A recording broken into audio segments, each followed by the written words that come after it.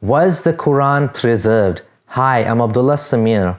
I'm going to be sharing a clip of a discussion with my friend Abdullah Gondal where we discussed this very question. إِنَّا نَحْنُ نَزَّلْنَا الذِّكْرَ وَإِنَّا لَهُ لَحَافِظُونَ. Indeed, it is we who sent down the message, and indeed we will be its guardian.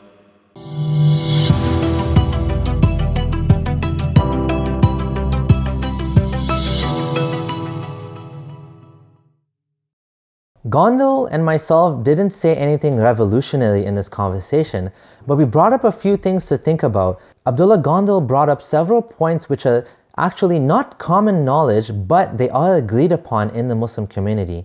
The ones that do know about these differences downplay it and try to say that these are trivial differences or they're insignificant. But the fact that differences in the Quran that we have today even exist should raise some eyebrows. How did we end up here? Well, according to the hadith, Allah revealed the Quran in 7 dialects, which was made for easy memorization by the local tribes and whatever. But then it ended up causing more problems in the community and more confusion after Muhammad died, so Uthman was forced to destroy all of them except for one. However, some elements of them still survived, and that's how we ended up with the 7 or the 10 Qiraat. The preservation of the Quran is dubious. What we find with differences in letters, differences in vowels, words missing or added is exactly what we'd expect to find in a book with an oral tradition that wasn't preserved properly. The fracturing of a book in this manner is exactly what we would expect to find if it wasn't preserved, not if it was. The so-called hadith that explains this fact and says that Angel Gabriel came and actually revealed it in 7 dialects seems to be like a very sneaky cover-up in order to make sense out of the fact that the Quran is preserved but also contains multiple variations. It doesn't make much sense.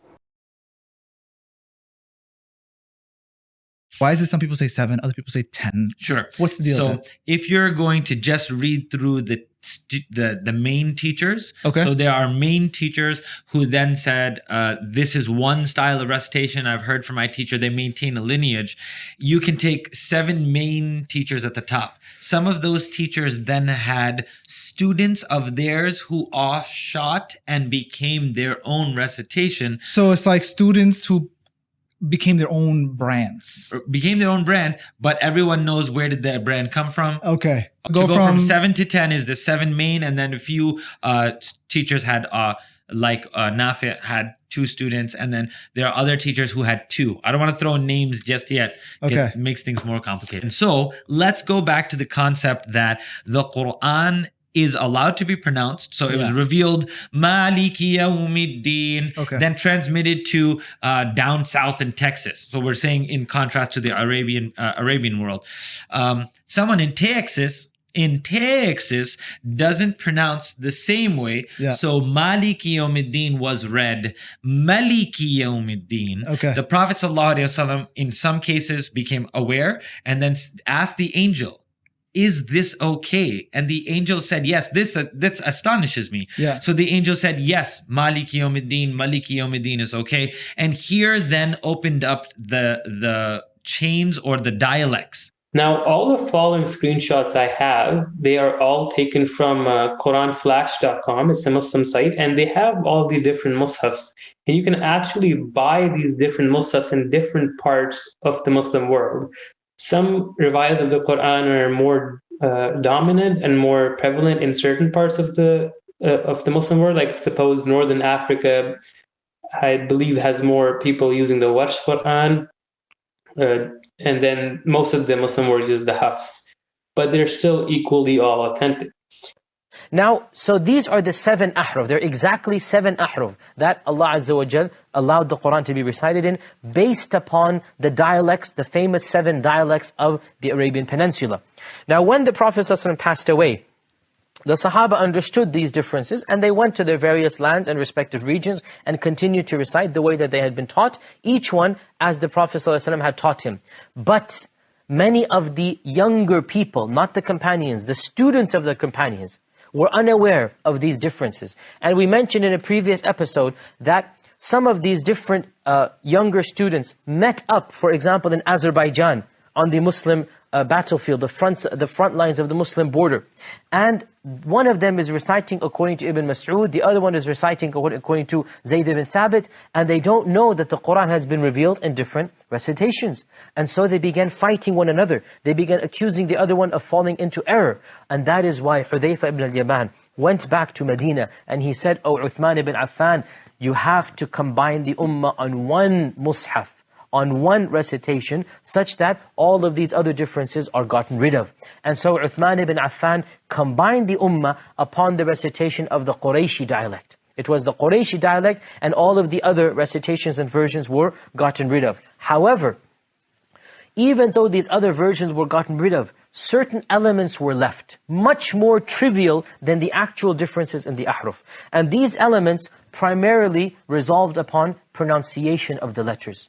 Why? Because Uthman ibn Affan preserved the writing of the Qurayshi dialect. And so all of the synonyms that were used, that were in other dialects, were gotten away with. But still, the writing can be read in different ways. If I send you a letter and you are in a certain part of the world, you will read the English in a certain way. And if I send it in another part of the world, the people in that region will read it in a different way. And this is all a part of the English language. And it is something that every language has. And so the people would recite certain words. It's the same word, but they would recite it in different pronunciations. Sometimes there will be differences in harakat as well. And these differences were based upon how the Prophet ﷺ taught the various tribes.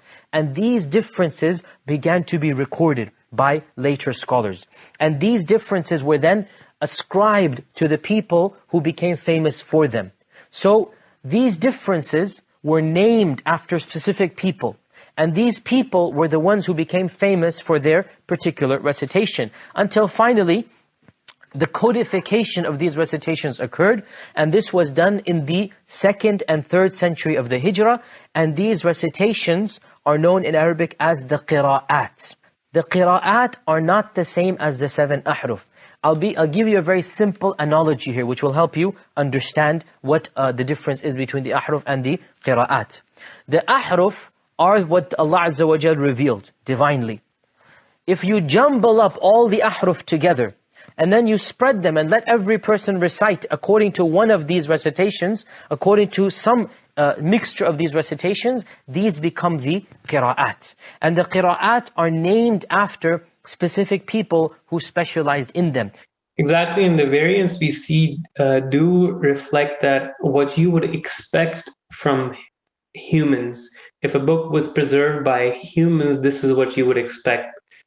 And if it was from God, then what's the point in having so many different ones? And it's making it so hard to believe that it was actually preserved, because it seems more objectively likely that it was not from God and it was mostly work of man and work of fallible humans, and hence we see the variance.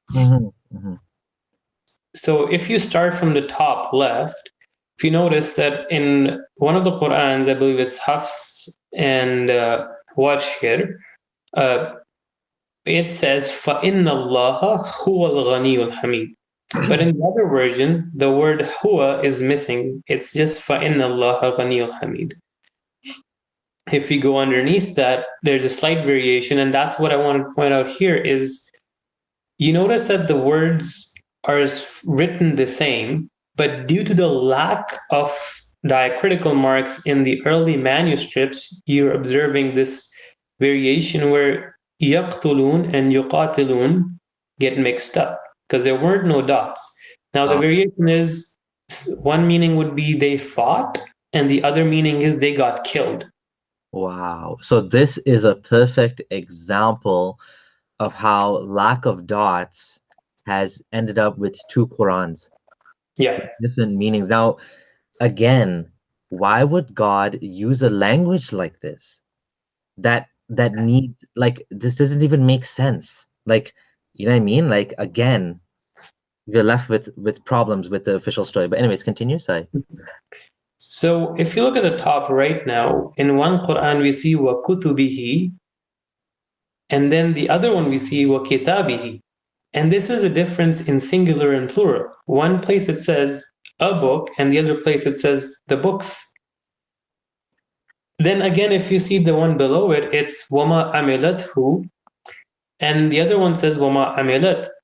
There's an extra ha, which the meaning slightly changes, that their hands sent forth and the hands sent forth. Basically, the bad and good deeds is talking about here. So what do Muslims say? They say that all of these variants, all of these meanings are correct.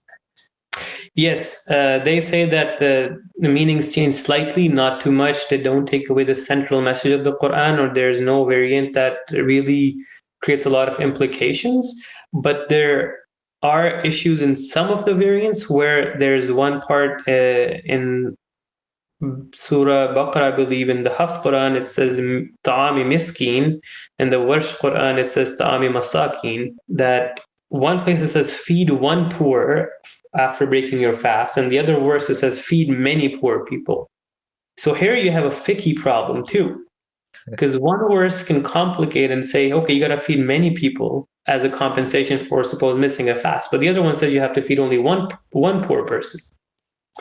There's another variant in Surah Ma'idah, the ayah of the wudu ayah, and this was recorded by Imam Abu Hanifa, I believe. And the reading he said changed the way the ending of the wudu is done, and that's why you see Shias, they don't wash their feet with water, they just rub a wet hand on their feet. So these variations can affect and can complicate some jurisprudence issues as well. In conclusion, the Quran is not preserved. What we see today is exactly what we'd expect to see in a book that was not preserved. For more details on this, please check out a full discussion with Abdullah Gondal and myself on Was the Quran Preserved? Thanks for watching.